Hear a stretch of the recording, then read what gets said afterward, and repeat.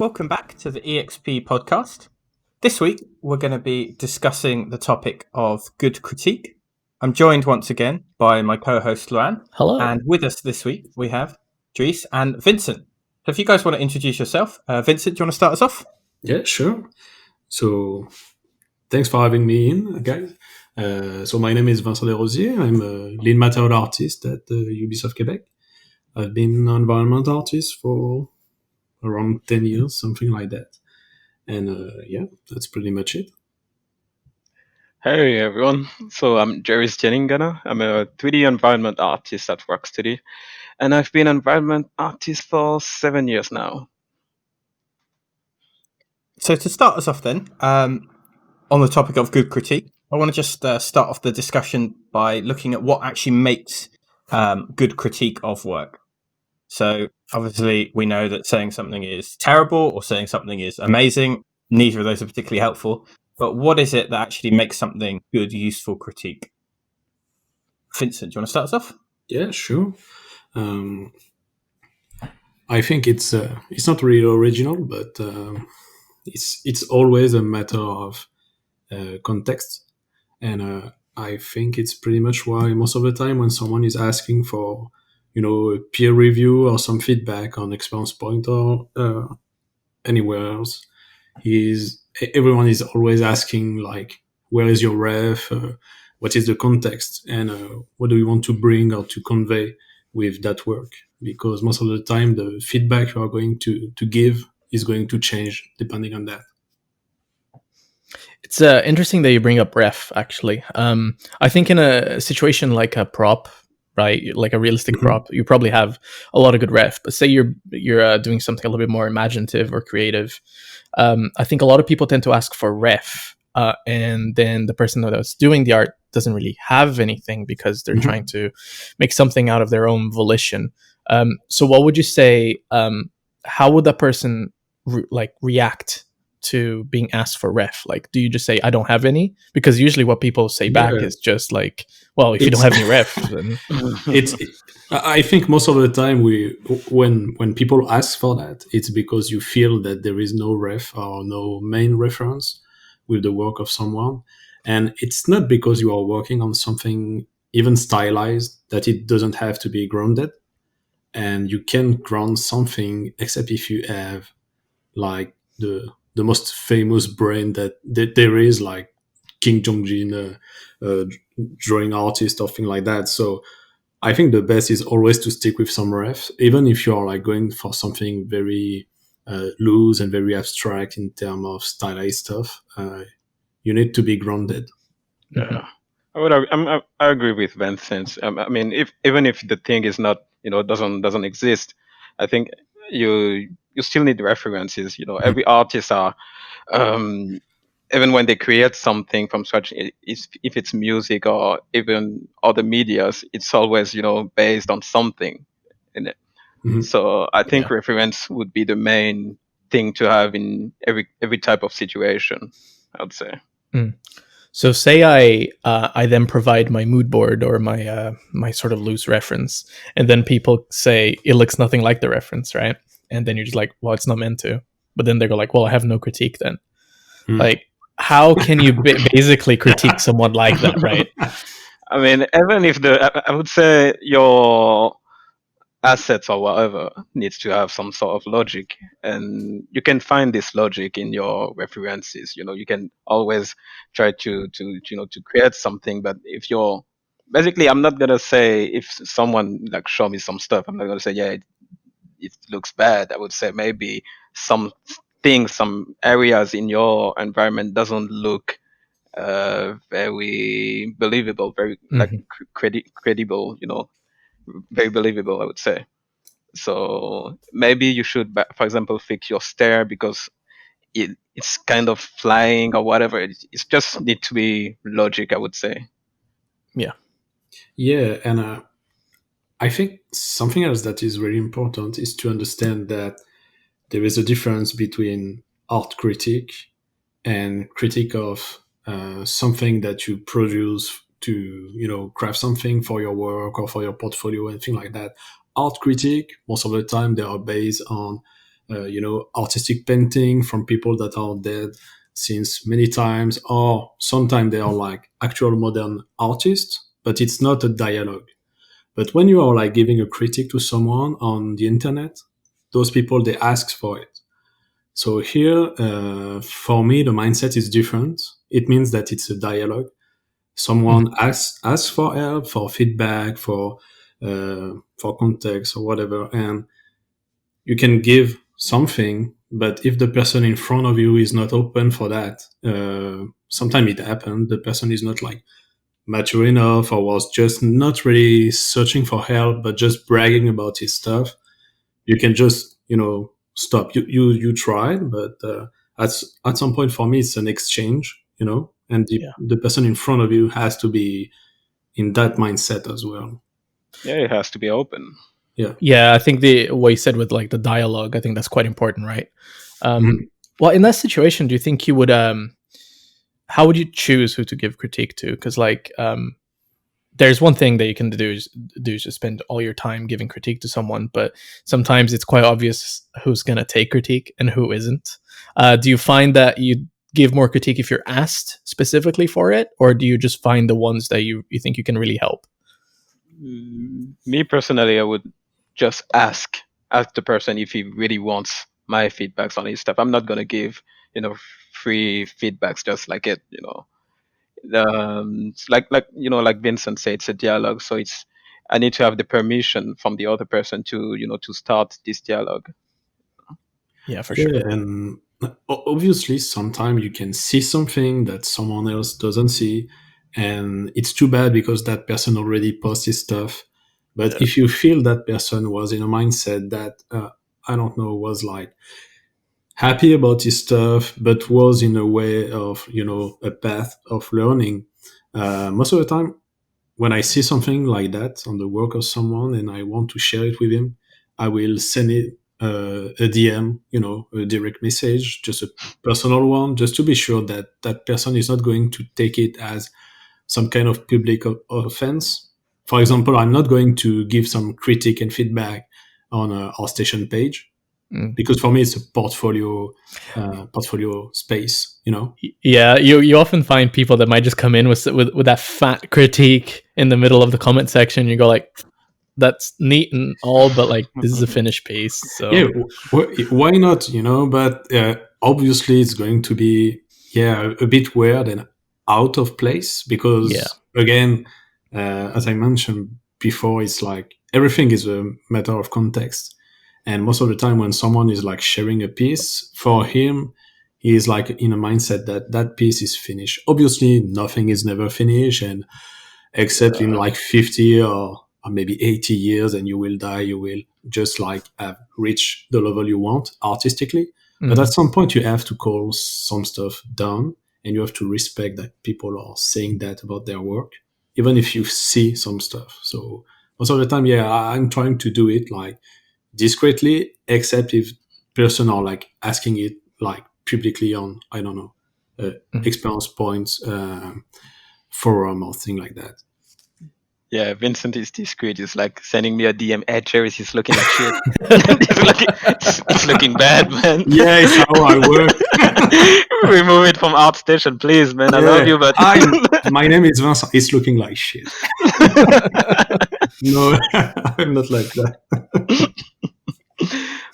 But I was gonna say that sometime between friends, it's good to be, to have that bluntness. Oh, totally. If you're with someone that at least you know personally, or you have some kind of rapport with, it's cool to sort of just ease them into the critique, at least by just being like friendly and joking around and stuff like that. Yeah, but it's something important about what you said before. That how do you know that someone is going to react, positively or not? And Jeryce said it like, you can be blunt with your friends because you know them, and you know when they are like open to it or things like that. I know that when I have some friends that are not in the mood, I'm not going to give them shit. Like, it's not the right time, but I know them. So yeah. Yeah, that's why I pay attention. Sometimes when I give feedbacks to people on EXP Point, I try to tell them like how I basically how I talk, to like some sort of, be careful. Sometimes I might be blunt sometimes. So I think Sometimes it's that's kind of needed, though, right? yeah, Just no, a it's little bit of needed. bluntness. Yeah, or if you like, but you still need to, to present yourself in a like in some ways, like I'm this kind of guy, so don't be too offended by it, I think.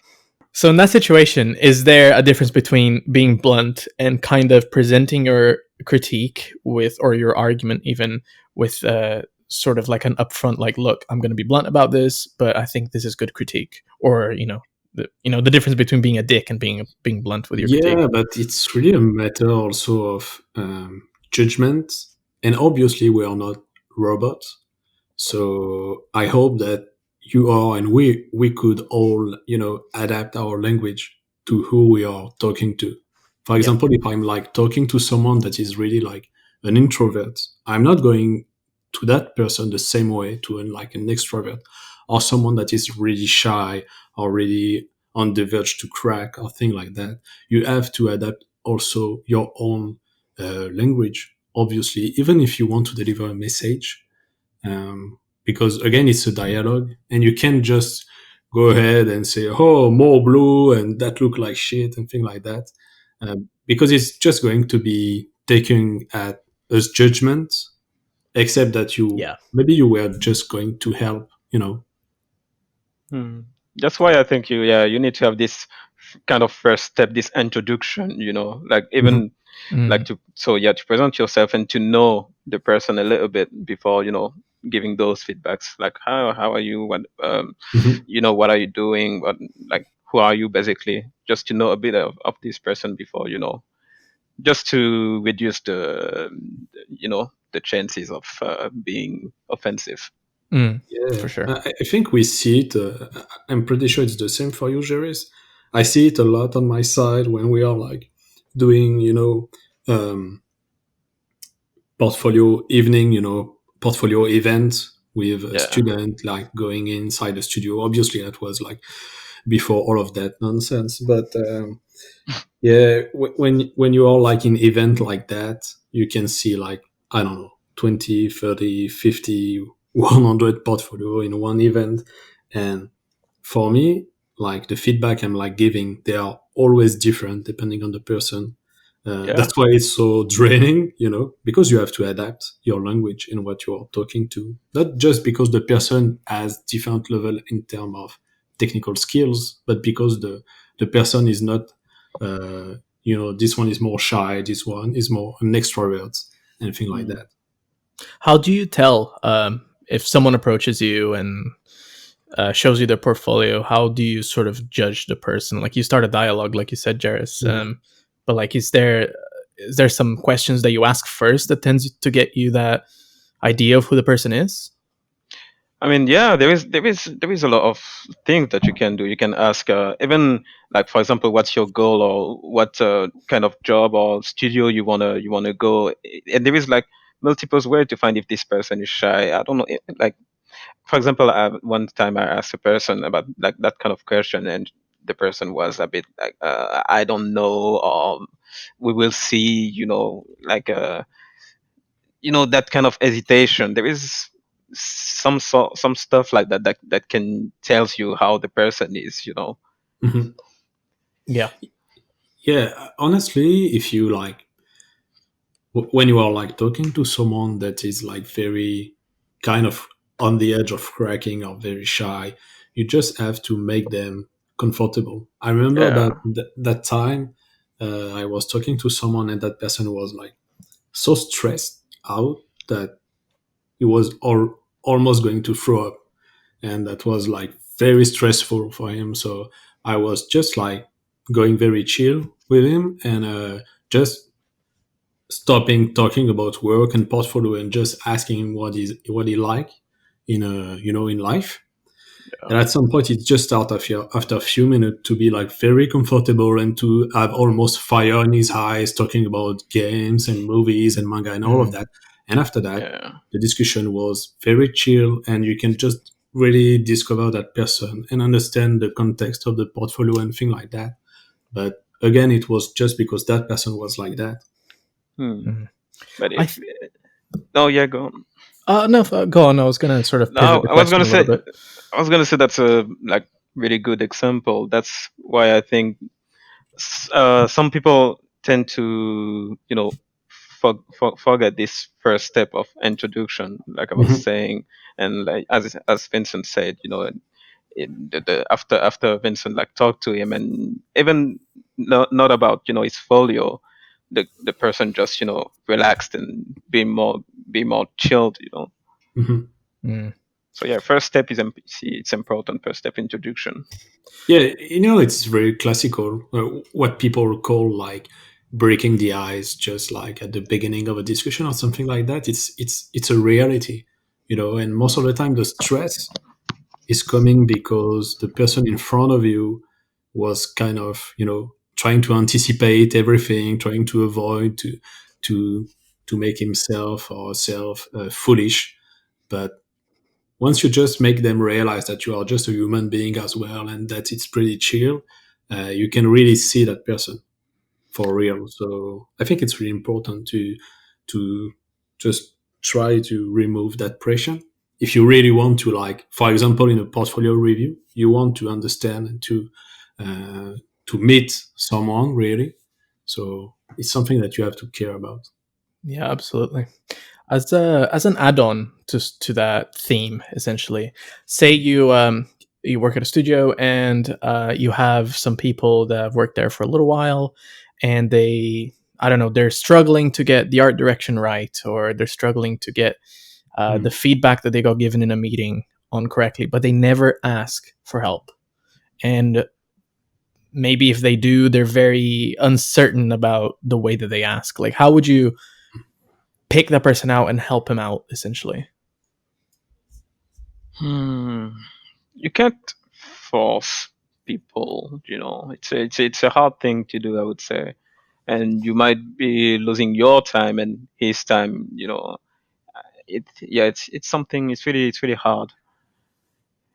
I would try to speak to that person, like maybe a lot, maybe days after, being able to give feedbacks, I would say. Yeah, on my on my side, when something like that is happening, I'm like taking it very personally, because for me, if like someone is not understanding something or doing something right, it's my fault. So I'm just like taking it very personally. And so what I'm trying to do most of the time to avoid this kind of situation or solve it or help, again, it's just my reaction to things, is to try to intellectualize process. I don't know, if you are, let's say you go for a game with a specific style. So maybe if you build a little guide, a little art style guide, that could have helped those people. Maybe now that someone is like struggling with like doing a specific material or asset, maybe sharing the guide with that person that probably already saw it, but now having it in context with his own or her own work, maybe it could be much more efficient. And I think some of what you guys said before about the whole dialogue really helps as well, right? I found that there's a few people that I can just, maybe I start talking to a little bit here and there, like every few days. Hey, how's it going? What are you working on? What's happening? And as they get more and more comfortable with you, they start sort of asking you more questions, right? So I think that can help as well. Yeah. I'm just building the relationship between me and the person, just to be more blunt, and after that you just want to smack him down, don't you? Just build a relationship and smack him down. So now that you know me and that I know you, look at this shit. Fix that. Fix that. Go fix that. We call him Blunt Jeryce. No, but sure. It's like it's funny because honestly, I think I'm going to talk about that like my whole life. But even when I was like back in France, when I started, or even in school I was before that, very often we talk about, critics and feedback and things like that. But once you realize that you are not going to know like shit until the end of your life, or even then you are not going to learn and to know everything. You will be much more relaxed about like asking for help, receiving feedbacks and things like that. It's totally human to react like, oh, I'm a senior, I know shit, I know my shit, I don't need the help. But honestly, it's like being open again to the critique, and being open to the fact that even if you're like 30 years old in the game industry, someone with like 2 months of expertise can help you. Yeah. It's much more like that person have some keys for you, artistic keys, intellectual keys, or things like that. And maturity is not a matter of age, So it's really, honestly, it sounds like an advertising, but it's really something I'm trying to cultivate, and it's hard. But in the team I was working with, just to feel that giving your idea and opinion is really important, and it's not because you give yours that you are right, but it's really important to cultivate that dialogue again. It makes a good team, right? Like this kind of dialogue, everybody talking to each other and sort of learning from each other. Totally. And I think it's pretty generic advice, right? But like you're always learning, right? No matter what in life. But it's really true, right? It's annoying. It's exciting, Yeah, it's exciting because the thing is, we all grew up, in different area places. We all got different like cultures, and we love different stuff. So I agree with Vincent. Like we can, give give something to everyone. Like everyone can give something to everyone, I think. It's a very good point. It's like I really love the moment when the team can share some experience, and very often I have that feedback from people, and most of the time shy people, they are like, but I don't have anything to share. I'm not sure about that. You are like 20, you are 40, you just did a lot of work, so maybe you are not as powerful as this person in Designer, ZBrush, or Blender, or whatever. I don't care, but maybe you have a very like amazing eyes, good taste, good art taste, or a unique perspective or something like that, right? And that's thank you, Vincent, for the amazing eyes. Yes. Hi, see you. I'm not really good with the rest, but I have good eyes. My eyes are just so good. Yeah. Okay, so you talk quite a lot about giving in-person feedback and building that rapport between people. So how does that kind of vary with if you're going to be giving crit online through various forums or Discord or whatever? How do you what's your approach? How is that different between that kind of in-person where you can meet the person, sit down, talk with them, or in your studio where maybe you've worked with them for a few months, so you've kind of got that connection to giving some feedback to someone on the internet who you perhaps don't know very well or have only just kind of met? Yeah, online it can be very dangerous. I would say it can be very tricky. You can have this situation where you give a feedback and this person would be like, but who are you? I ask myself that every time you give me feedback. No, come on. But you can have this like, okay, but who are you? I don't know you, and who do you think you are to give me any feedbacks? Some people can react like that. So I think it will be, first step again, introduction. But it's I really think that it's a very interesting point that people are reacting like that. And I deeply think that most of the time it's a problem of maturity and self-trust. Because I work a lot in material and designer or ZBrush or whatever, but to be honest, if I just show one of my material to my wife, she doesn't know anything about ZBrush or designer. But if I'm like showing her like some woods or limestone and she's like, what is it? You're just gonna say no. It just means that it's not working. you know. You ask your wife, but who are you? Like, it's not going to work. I can say, hey, yeah, but you didn't didn't ship any game. No, it's Yeah. just like it's not looking like anything else that she's used to. And maybe I was trying to, to create something that was going to work for everyone. So at some point, I understand that mindset people can have online that, oh yeah, but I ship more game than you. But I really find it very funny because sometimes you can just talk with someone that is like much more experienced than you or better, but you don't know it. Yeah, I think there's a lot of emphasis on the I've shipped titles kind of situation. And our session likes and followers. It's crazy. Yeah. You bring up an interesting point actually about like getting, say, a reaction from your wife, like getting her to look at him, like, what do you think? I think one thing I quite like to do when I ask for feedback, it's not really that I'm asking feedback, but I'm more like just gauging people's reactions. Like I send them something like, what do you think? Or how does this make you feel or anything? But I've actually had someone ask me that a little while ago. It's like, how does this make you feel? Like, what do you think? And I kind of really didn't know how to respond. So what kind of advice can you give to someone that might get given a more loose question about their work? And how do you give feedback to that? That's a good question. Yeah, I would try. I would try to because I need to know. to dig. I would try to dig more, like to get more information. I would say. I'll try to just understand. Like, but what do you want to like? Just to ask more question.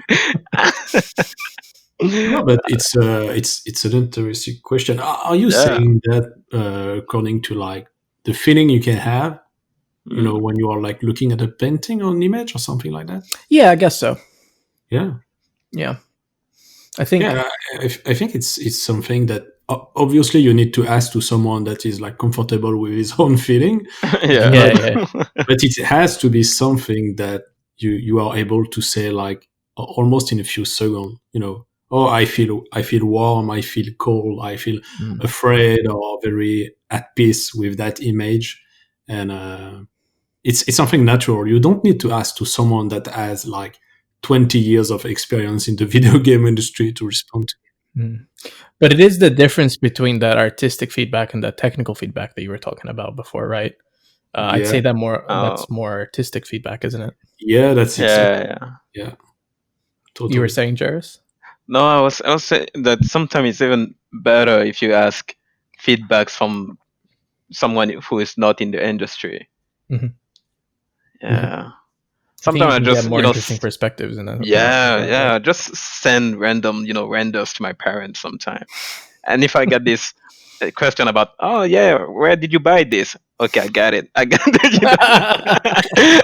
did it. But now they're starting to be smarter about 3D, so I need to pay more attention. But I send every time I'm doing something, since it's close to our culture, Africa. I'm sending them some pictures or renders, and sometimes they're telling me without me asking. They're telling me how they're feeling about this stuff. Like, oh, it reminds me of this place or this, or oh, is it real? Or I have different type of feedbacks, and they are very very how can I say that? But instructive, I would say. Very useful. At the same time, it's like, obviously you need to talk with people in your industry or like next to your industry, like the cinema industry or thing like that, to have like also artistic feedback, but with technical context and things like that. But most of the time, the pieces we are not doing it just for other people like us, like doing stuff all the time, or it would just be for like 100 humans. We are just doing, environment, video game, or like movie shot for like as much possible as possible. You just want to like touch people with your ideas and feeling and things like that. So the thing is that if you are like able to touch someone that doesn't know anything and don't care about your work, it works, Yeah. So that is cool. I think it's maybe the most rewarding things in our game industry, that with like other things, obviously, but It's something cool. Get me understanding by just being an artist, to be able to share your ideas without talking about it. Mhm. I think it's one of the best thing ever. Yeah, that's very key to being an artist, isn't it? And I think Yeah. so often that I see another artist or someone starting out, and they're kind of just very concerned with the technical aspects of their work or everything, and they probably should be. But I often try to, like, if they're asking me for feedback, I'm trying to understand. Like, I ask them, how do you feel about your work? Like, what do you want to convey with your work? And they'll show me, I don't know,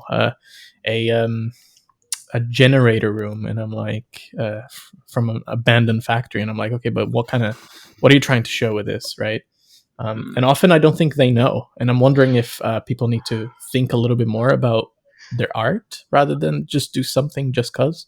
Yeah, I think they just want some of them just want to get the job and to get some nice pieces which a lot of people are gonna like online. Yeah, I suppose. Yeah. I think it's human, and maybe most of the time also, again, it's fascinating because it's really like a matter of maturity. Sometimes I see people like they are, to be honest, they are like 18 or 20 and they have like much more maturity than me. When I'm like looking at their stuff, I'm like, okay, it's crazy. I'm like too far behind them. And it's like so rich, so colorful, so bold in terms of thematic and things like that. But something that is really exciting is that, at least for me, we are not like artists. We really are like much more like artisan. So there is always the artistic and the technical side of things. And it's because you are like learning all of those little skills that you are after that like free to express yourself, especially like in 3D or, material and things like that. It's the same for painters. Even when they are like talking about their art, they are not talking about that. It's pretty technical in a lot of aspects. And I agree with you that it's something that is missing sometime to understand like composition and color theory and things like that, just to be able, okay, what do you want to convey with that? I don't know, factory, like abandoned factory. It's okay, but what make it something very bold, like I don't know, a shot from like Wes Anderson instead of just a documentary shot. Yeah, absolutely. It's a very interesting perspective you touched on there with the whole artisan thing. I never thought of it that way. That's pretty good. So art is often said that it's very subjective. Do you think that you're talking about kind of some of the cinematography stuff there? Do you think there are kind of objective rules or kind of laws that can be applied to make something good or kind of better in a way, like you're saying about composition and color? These kind of theories, are there kind of, can you look at a piece and be like, well, maybe subjectively I do or don't like it, but objectively there are these things that if these were done better, it would be an overall better piece? I think there is some stuff that definitely can make your art better, like understanding composition, I would say, and colors. But I like sometimes just be free with what I'm doing. For example, sometimes I just after work or whatever, I just want to chill and not thinking about any rules and just do what I have in mind. Sometimes as an artist, I think it's good to feel that sentiment, that feeling to just be free, with your art. But I would say, I'm still gonna say there is some basics, there is some stuff that you need to know, I would say, that can clearly make your art better, like composition, colors, even lighting, especially lighting. I think there is a lot of things you can learn and rules and things like that. For example, if you take paintings, there is like centuries of paintings and rules and books you can read through, and your art will be better. But there is no like absolute calcul, like the secret mathematic formula to have something that is really powerful. Except if you put like metalness. If you have metalness on it, you are going to have a lot of likes. But no, I think it's more like, at least for me, I see it more like just a bunch of rules you can bend and you can learn from. Obviously, you can't know all of those, but every time you know one, for example, I don't know, the color theory, then you can choose to go with it or not. You know? And it's when you are like making a choice that you are already free. You make it on purpose. And it's something that is really funny. I think when, like most of the time when people are like posting something on Experts Point or wherever, I'm like always like asking question like, did you add, I don't know, a complementary color? Did you check the rhythm between your big and medium shapes? And most of the time, people have very good things inside their art, but they don't know it themselves. In terms of rhythm, shapes, and colors, they just did it by accident or just because the ref was really cool. And I think you are much more powerful when you understand what you did. Yeah, exactly. I suppose that's the kind of stuff that you do learn with feedback, though, right? Like only really by gaining feedback do you get to know the stuff. Oh, you can't almost learn that alone. It's not possible. Yeah. I don't think so, at least for me. You could read as many theory books as you want, but but those books they were written by other artists. Yeah. So you are not learning alone. Yeah. Yeah, absolutely. It's something very important when you are like going through James Gurney books and things like that. You are stealing, knowledge from those guys that steal it from other guys, and it's really important. Yeah, it's all about stealing. Nothing is original. Yeah. So when you give critique to someone, whether that be in person or online, do you find it like useful, or do you appreciate when they kind of come back to you and they're like, "Hey, I went through your points. I've had a go at trying to like put these into practice. What do you think?" And they kind of come back to you, and you get that second shot to look at it over again. Is that something you appreciate? Because I guess that can be a bit more tricky online with people kind of hopping in and out. Personally, I appreciate it, because I don't want to have this discussion in one way, like, do my feedbacks and that's it. Maybe this person had other ideas in mind or had a clear direction. You just need to hear them, basically, I would say. Mm-hmm. Yeah, I agree. I totally agree. Most of the time, people that are like asking for feedback, if they don't come back, it's maybe they are not like very happy with the result, or they just forget about it, and that's fine, honestly. At least if the person is not like doing that every week on a regular basis, that's okay. Yeah, at the end of the day, it's still, you need to remember that this person is making his thing, and you're just helping, giving just orders that he needs to follow, Mm-hmm. Yeah, totally. And at the same time, it's something that I really, I think, understand like many years ago, but because I live it like I was bullied about that. It's like, it's not a question of what the subject, the people, like they are showing you a piece. The idea is very rarely, is it the subject that is cool? It's more like, am I doing it right? So that person is not asking you, can I do African art? No, it's like, that wood is looking good, the score, the rhythm, the flow. And then to pick up like one specific subject is their choice, like Jeryce said. So I think that part, most of the time, it's really one part that I will like never critique or discuss about it. Yeah. I think one thing that helps when you're asking for feedback is to specifically ask for feedback on certain things, like, hey guys, here's this asset. What do you think of the wood? Right? Yeah. Or stuff like that. Otherwise, you just put the art out there and say, what do you think? And people don't just go like, okay, well, what do you want to critique on? Or they just critique the wrong thing. So yeah. Mm-hmm. Yeah, and you're losing both time. Mm-hmm. Yeah, it's really important to be precise, because obviously everyone has an opinion, which is fine, but most of the time, as you said, you need feedback on something precise, Yeah. So yeah, it's really important.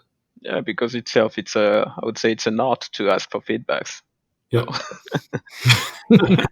Senior feedback artist. Yeah. Do you think that it helps to be giving and receiving feedback so that you kind of have a better idea of like what you want to hear? Like if you see someone's work and you try to give them feedback, do you think that helps when you're then asking someone else for feedback, because you sort of have a better idea of the kind of questions you would want answered if you were to help the person?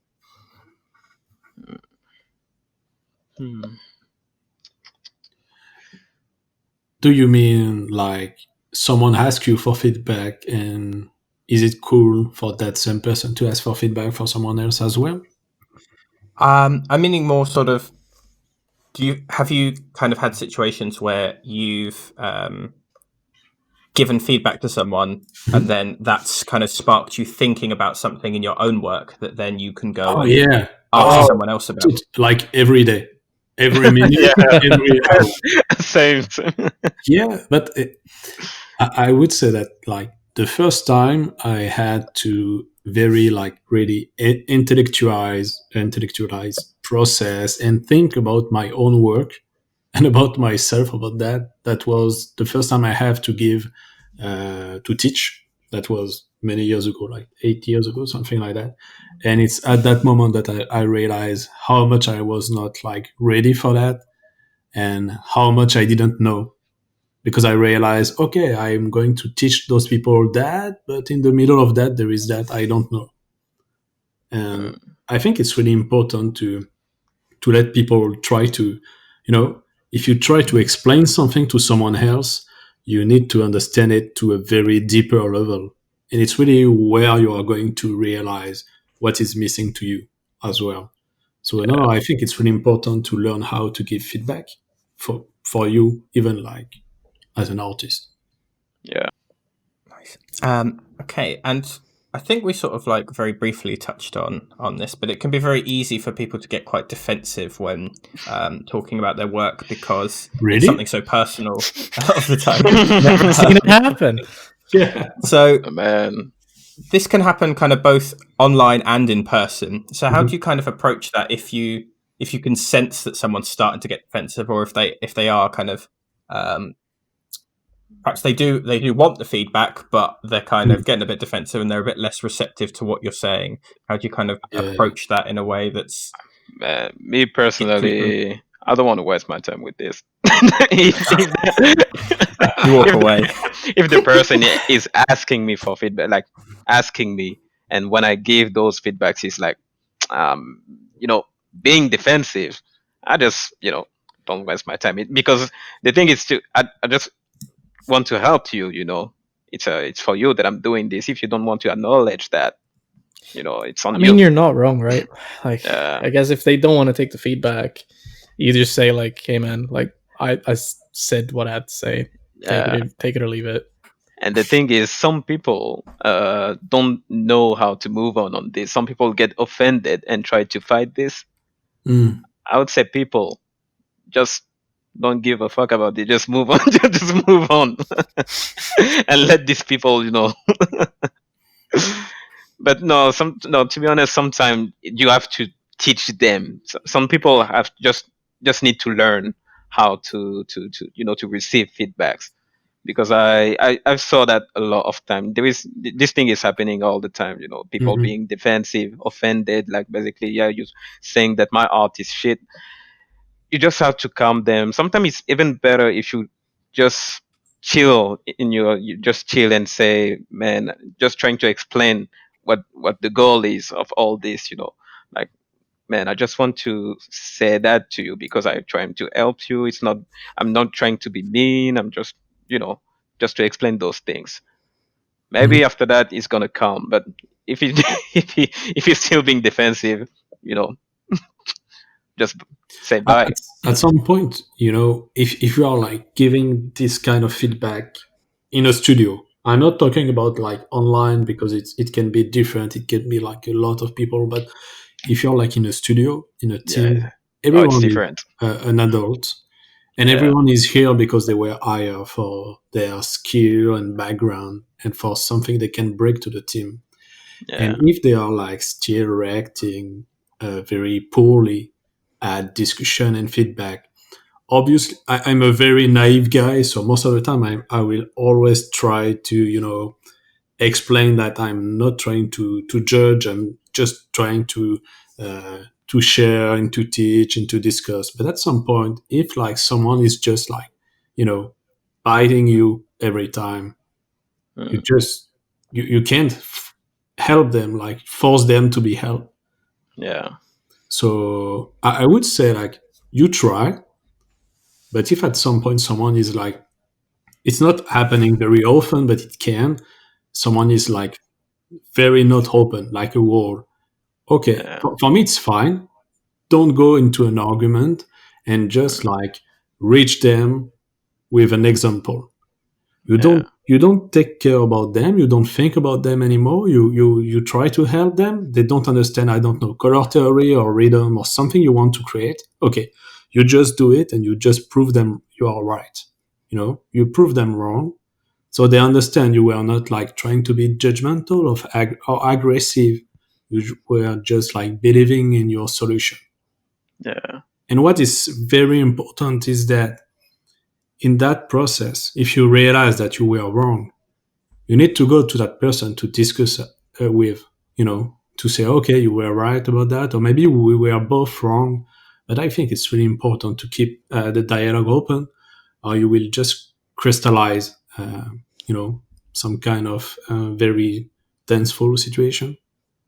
And I think, it's even more important when, like Vincent said, when you are in a studio, because in a studio, you're a team, basically, you need to move together to complete this game.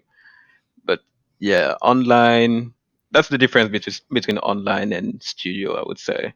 It's not less important online, but there is more damages in a studio.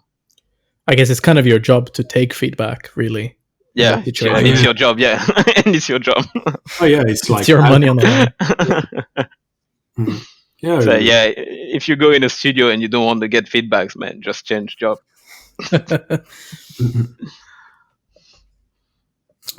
Okay, this sounds like a great point to jump on to a couple of Patreon questions. Are you ready for some questions from me? Cool. So I have one here from Gold Panda. He's asking about why do you think that students and people who are kind of learning are often really reluctant to ask others for feedback and help? I would say in school, sometimes you can be very competitive. Sometimes you want to be. Some students wants to be the best, and find that feedbacks in a way it's some sort of weakness, So they're always trying their best to prove their point. So they tend to not ask for any feedbacks or to be really defensive. Yeah, and I really think there is also it depends on the country, of course, but there is also some kind of cultural thing. Absolutely. And in some countries, there is this idea, in France, for example, that if you are weak, people are going to, make fun of you. And there is even some countries like when if you are weak, you are useless, And there is again other country where like weak, not to be weak, but not to know something. It's more about humility, and a very important step in the process of learning. And I think it's more or less hard for people depending on where you came from. But if you're like, I've been raised in that mindset of humility, and I think it's something that is missing to a lot of people. To have been raised in France, I can say that it's really. No, but that's a very, very important topic you touched on there. Something that I think about a lot. But how would you say that you can train or help that person train their mindset to be more open towards that kind of stuff? I know it's a big question, but like, I think by the talking, man. Yeah. Talking, I would say. This is Talking? the only way, or like Vincent said, like maybe just to show him, like to prove a point, by showing the flaws or other things in his art, Yeah, and also, obviously, it's pretty generic, but if you want to learn and if you want to be, humble and things like that, just try to stay with humble people. Also, Yeah. I mean, if you just stay with arrogant people that are like seeing people that don't know thing as weakness, you are just going to end up like that, and it's normal, it's human, it's natural.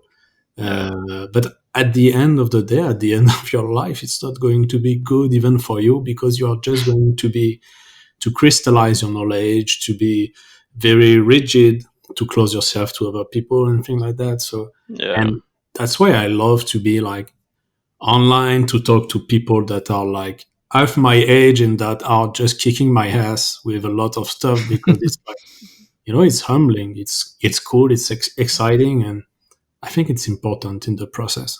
Yeah. Open-minded. Yeah. Yeah, for sure. Just find good people that are like inspiring for you, and try to stick with them. Honestly. Yeah, a lot of students are very young, and that's kind of emotional maturity and growing up often comes with experiencing some more of the real world, and even like university and stuff can be quite like insular in this environment with very specific people, and so I think people change a lot once they have a chance to kind of get in the first job or get out there. And school can be very tough, because very stressing. Not just school, but stress and pressure on people. Sometimes people can be mean and aggressive, and have very like small talks and things like that when they are like under pressure. And schools, they are like a lot of pressure because of economic reason, because you think that it's like your only windows to access to your dream, when it's not. But it's a big windows, obviously. But so depending on that stress, people are reacting very differently, and again, it's really tough. So stick with like good positive vibe people. I think actually university helped me a lot with that, to be honest. Yeah, really? Being That's around. nice. Yeah, I think my university was really good for that. I think it was there was a lot of emphasis on sort of being open-minded about things and feedback. Obviously, there's plenty of people who don't take that, but I found that the people I surrounded myself with and the tutors have helped me that a lot. Oh, that's cool. At least mature a lot. Not that I'm mature in any kind of way, by the way, but because I found that in some schools it's just like a battle royale, man. Oh yeah, some schools are entirely about just getting that machine turning, and just producing that person as fast as possible and getting them out the door. So I think it depends. I guess that personal touch really helps. Yeah, sure. Sometimes you just need one person, just one person to show you how to receive and get feedback, to be open-minded. That's when sometimes you get more chance to find this person online, by reaching like a Discord like EXP, or just reaching an artist who can help you and show you the way. Yeah, I agree. Yes. Yes. Who are you to tell me this? Yeah, Luan, I think you need to join the Experience Points Discord. I'll think about it, man. I'll think about it. Yeah, you haven't left the house in months, mate. You need to kind of reach out to them. Don't remind me, okay? I am so done with being inside my frickin' house.